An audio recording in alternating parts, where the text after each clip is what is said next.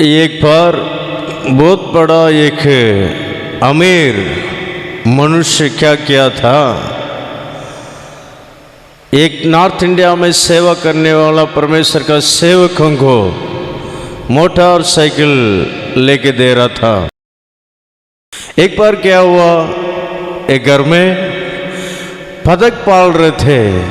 उस समय में बड़ा पाया जो बतख चरा कर ले आ रहा था,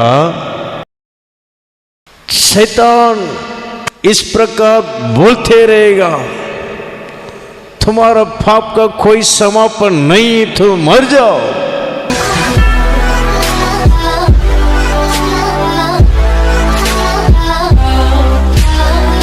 सबको जय मसीह की। हम प्रार्थना करके इस तीसरा पाठ को हम शुरू करेंगे। सर्वशक्तिमान प्रभु, अच्छे समय के लिए हम धन्यवाद करते हैं। इस सुंदर समय के लिए आपको और एक बार धन्यवाद करते हैं। प्रभु, इस वचन द्वारा आप हमारे से बातें कर बहुत सारे लोगों का एक प्रयोजन काम का योग्य होना है। प्रभु, आप जीवन का वचन के द्वारा बातें कर, नासरी यीशु के नाम से मांगते हैं, आमीन। तीसरा पाठ को हम ध्यान करने के लिए जा रहे हैं। प्रकाशित वाक्य 12 का अध्याय और 10वां वचन। फिर मैंने स्वर्ग से ये बड़ा शब्द आते हुए सुना, अब हमारे परमेश्वर का उद्धार और सामर्थ और राज्य और उसके मसीह का अधिकार प्रकट हुआ है, क्योंकि हमारे पायों पर दोष लगाने वाला जो रात दिन हमारे परमेश्वर के सामने उन पर दोष लगाया करता था, गिर दिया गया है। परमेश्वर के नाम की महिमा हो। परमेश्वर का प्यारे लोगों, इस वचन में लिखा हुआ है, तीसरा शैतान का स्वभाव। हमारा अंदर इस प्रकार स्वभाव है तो हम स्वर्ग के राज्य में दिखाने दे सकता। और एक बात है, जो दूसरा आगमन में यीशु प्रकट होगा, उस समय में हम उनको देख नहीं सकता है। परमेश्वर के प्यारे लोगों, इसलिए शैतान का स्वभाव अगर हमारा पास रहेगा तो शैतान ही ले जाएगा, लेकिन प्रभु ले नहीं जाएगा। सावधान के साथ हम प्रभु का भय के साथ इस दुनिया में जीवन बिताएंगे। आइए प्रभु हमारे से बातें करें।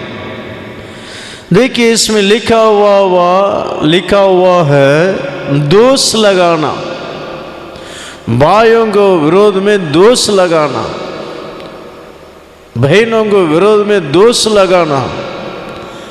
ये दोष लगाने का बहुत बड़ा दुष्ट आत्मा है।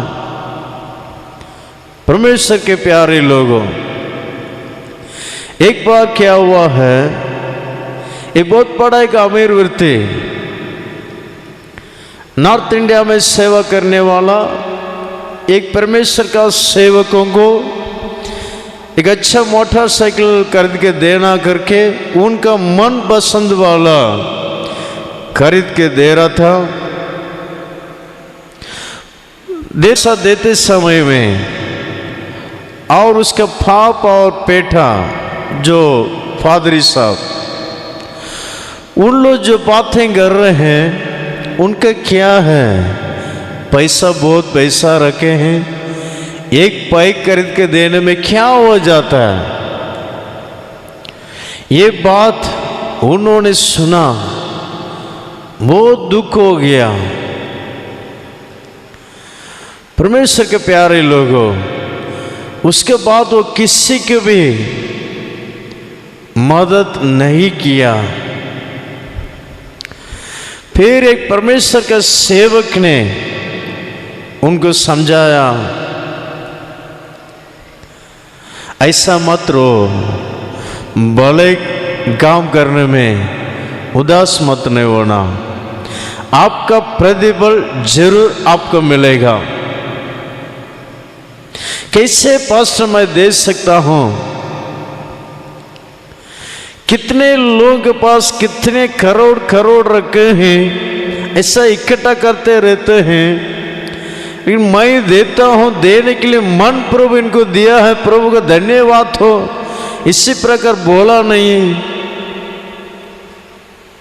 लेकिन इसी प्रकार बात मुझे बहुत चोट लगा पास्टर जी, ऐसा बोल के उन लोग बहुत वेदना हुआ। पास्टर जी समझाया, देखो एक बार एक घटना हुआ था, एक शिष्य, एक ऋषि और उनका शिष्य दोनों ऐसे चल के जा रहा है। जाते समय में एक बिच्छू जो है पानी में गिर गया। पानी से उसको उठाकर बाहर छोड़ा और फिर भी पानी में गिर गया। फिर भी निकाल के छोड़ा, 2 बार भी उसका पूंछ से डसा दिया और तीसरा बार भी उसको पानी से उठा के बाहर छोड़ा। अपना चेला देखते हुए पूछा, क्या स्वामी आपको इतना वो डसते रहता है, आप इनको क्यों मदद करते हो? वो ऋषि ने बताया, उनका स्वभाव डसने का स्वभाव,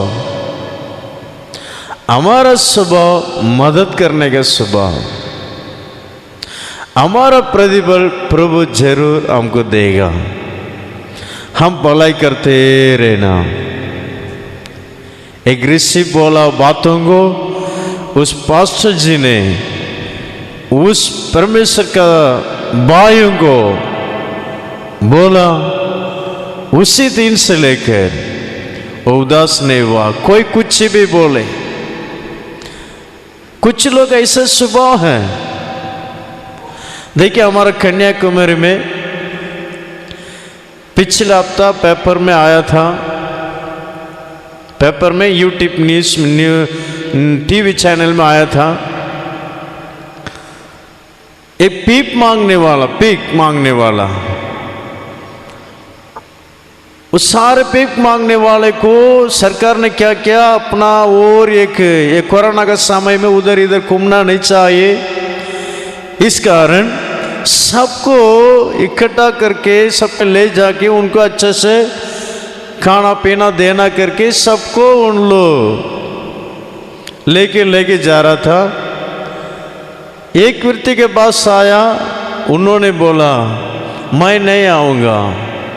अरे क्यों? अभी देखो मेरे पास इतना पैसा है, ऐसा नोट इतना सारे निकाल के दे रहा है, आप लेके जाओ। मेरा खुद का घर मैं बनाकर किराया में दिया हूं, मैं क्यों उनके साथ आना है? मैं नहीं आऊंगा। परमेश्वर के प्यारे लोगों, इसी प्रकार लोग बीच में अगर जो कुछ आपको मदद किया तो इस शुक्र को साथ दिल से परमेश्वर को महिमा कीजिए। कुछ लोग को वो बात नहीं है, उनको है इसलिए दे रहा है।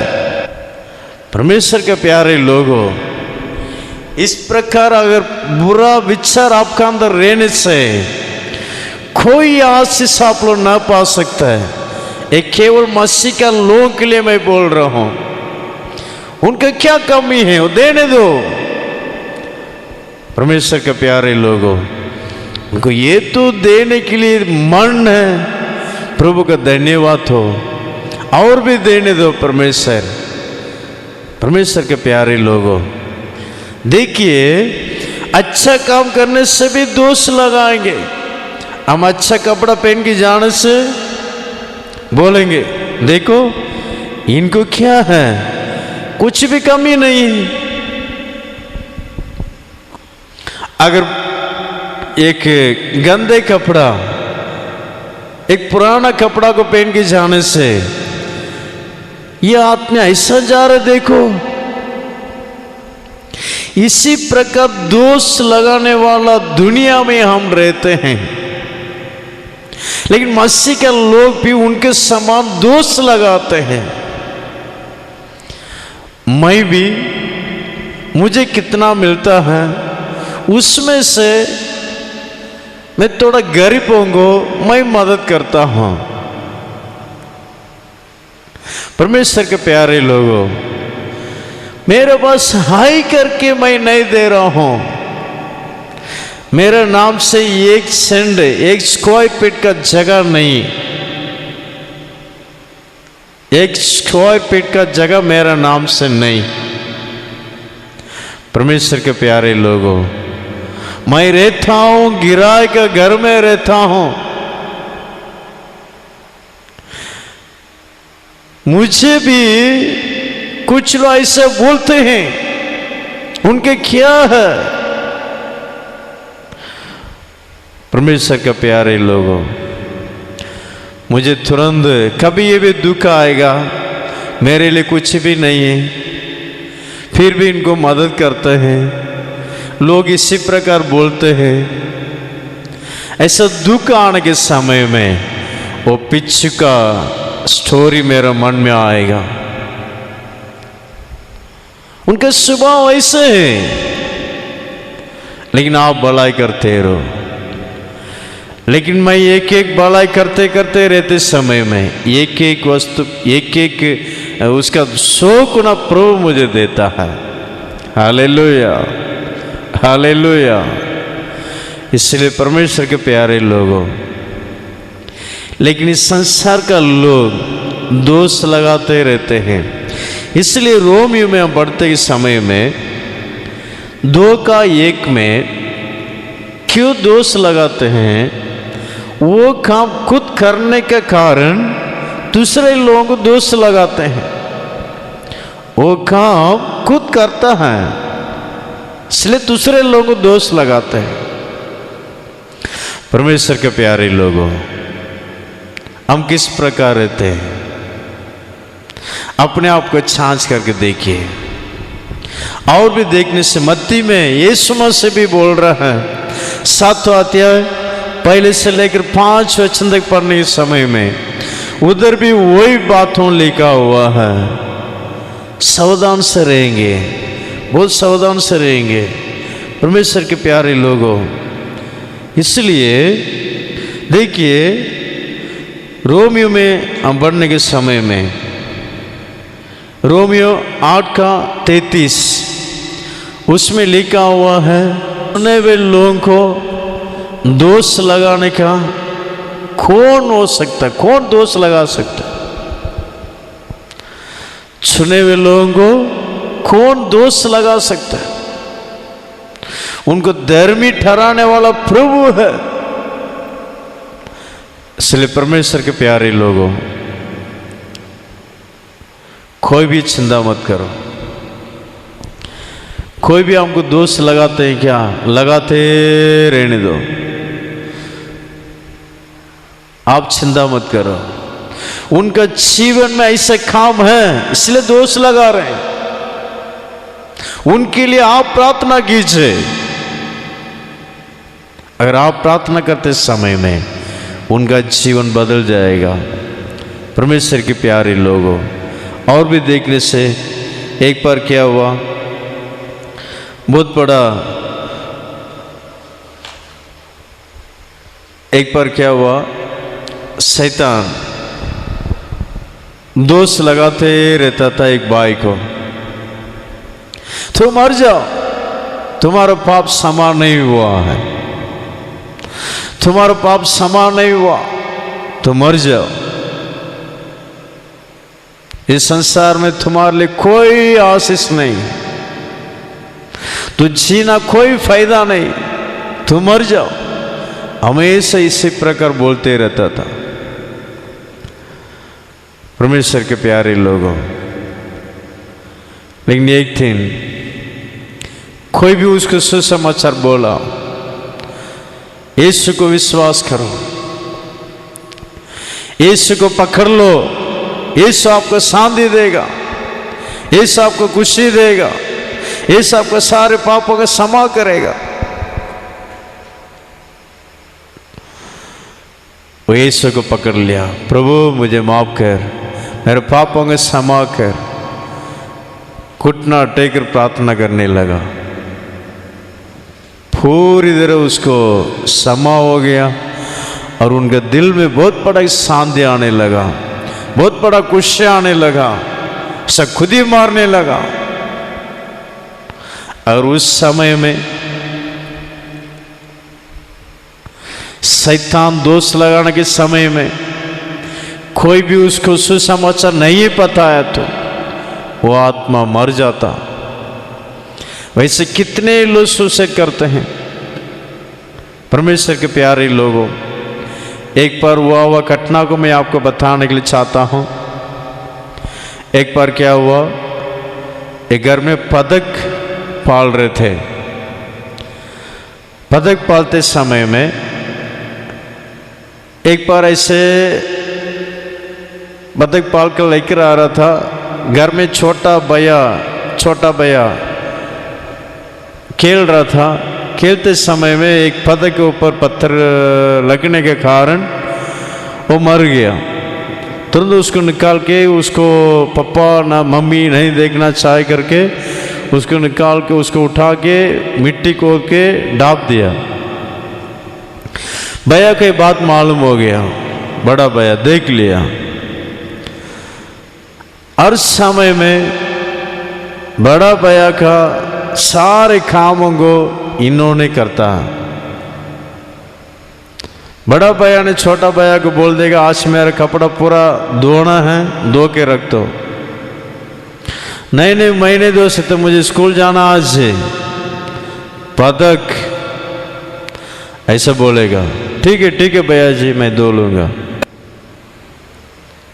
और ऐसा एक दिन इस प्रकार डरा के उसके सारे काम को करते रहता था। लेकिन एक दिन वो मन में ठान लिया, मेरे पिता के पास मैं जाऊंगा, मेरे सारे पापों को मैं कबूल करूंगा, मेरा पिता मुझे क्षमा करेगा। इसी प्रकार मन में ठान कर, निर्णय लेकर सीधा पिता के पास गया, पापा के पास गया। पापा जी, एक बार ऐसा हो गया था, बतख ऐसा मर गया, आपको और मम्मी को अचानक से मैं मिट्टी खोद के उसको डाल दिया, मुझे क्षमा कीजिए। ठीक है बेटा, कोई बात नहीं, तो मान लिया है, अच्छा बात, ठीक है जाओ। तो बड़ा भैया आया, देखो अभी मैं बहुत थका हुआ हूँ, मेरे लिए वो काम करना है, एक काम करना है, ऐसे आज्ञा दे रहा था। ये छोटा भैया बोला, मैं कुछ भी नहीं करूँगा। बड़ा भैया बोला, बतख, क्या बतख, जाओ जाके बोलो। परमेश्वर का प्यारे लोगों, देखिए इतना एक हिम्मत। परमेश्वर के प्यारे लोगों, मेरा आवाज सुनने वाले कोई भी हो, और आपका शैतान ऐसा डराते रहते हैं क्या, यीशु के पास आ जाओ, यीशु मुझे माफ कीजिए, मुझे माफ कर। दानियल के बारे में आप जानते हैं, दानियल के विरोध में कितने लोग दोष लगाए थे। दोष लगाए लोगों को सिंह के मांद में डाला गया था, हड्डियों को चूर चूर कर दिया। परमेश्वर के प्यारे लोगों, दोष मत लगाए। अगर आपको दोष लगाने वाला को देखकर आप डरो मत, प्रभु आपको देखता है। ये दोष लगाने वाला अगर आज सुबह आपके अंदर है तो उसके निकाल कर फेंक दीजिए, पूरी देर निकाल कर फेंक दीजिए उसको। वो सुबह हमारे लिए नहीं चाहे, नासरी यीशु के नाम से नहीं चाहे करके उसके निकाल कर फेंक दीजिए। परमेश्वर के प्यारे लोगों, आंखों को बंद करेंगे, जरूर हमारा प्रभु यीशु अनुग्रह करेगा। सर्वशक्तिमान प्रभु, अच्छा समय के लिए धन्यवाद करते हैं। आप हमारे से बातें किया, अनुग्रह कर आपका वचन का अनुसार जीने के लिए हम सबको मदद कर। आपका नाम महिमा कर, नासरी यीशु के मिट्टी नाम से मांगते। आमीन। God bless.